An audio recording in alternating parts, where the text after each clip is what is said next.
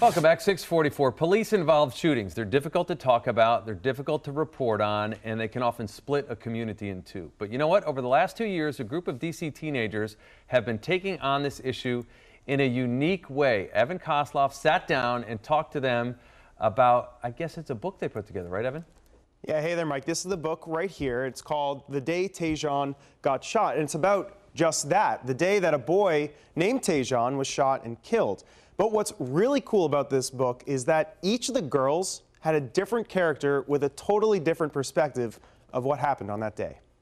I wrote the part of Ashley, and Ashley is the cop's daughter. My character is Kayla, the best friend of the boy who got shot. The name of my character is Pete. Pete is the person who shot Tajon. My character is Zach, and he is the cop's son. A group of girls in Northeast D.C. immersed in a world where Tajon got shot. I went to the corner of the alley and watched. I saw the cop come around the corner, and I knew something was up, so I shouted again, Tajon! The room is spinning, and my fingers are making fists. What is happening? I couldn't escape the past and couldn't outrun the present. I knew it was my father who shot Tajon. I was sure of it. I've been up all night since Tajon got shot.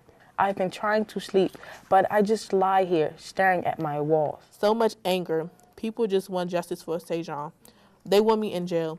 That's not justice.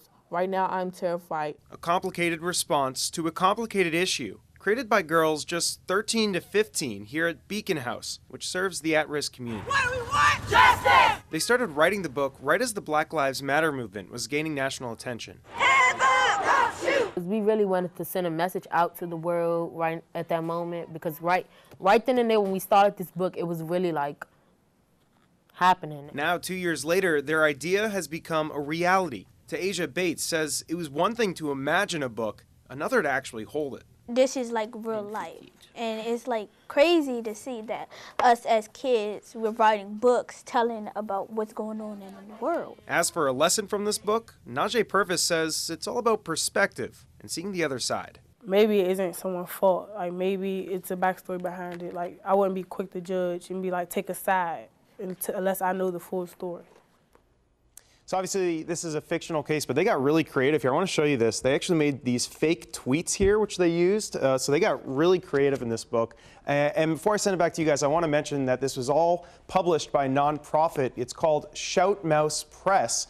And basically it's their job to take people's stories and turn them into a book, just like this one right here. Guys? And they got to discuss openly about each side that they chose to do, and it's a novel, and they got a chance to actually kind of explore what happened from every side. Like the police officer's son, they took that perspective. It was really neat. Yeah, the police officer's children and police officer, all sides were represented. Yeah. In this. Right, and it just goes to show no matter how young you are, people are paying attention. Our kids are paying attention. And struggling to process it like we all are. Yeah. Yeah, great Trying to story, make Evan. sense of Thanks, it all. man.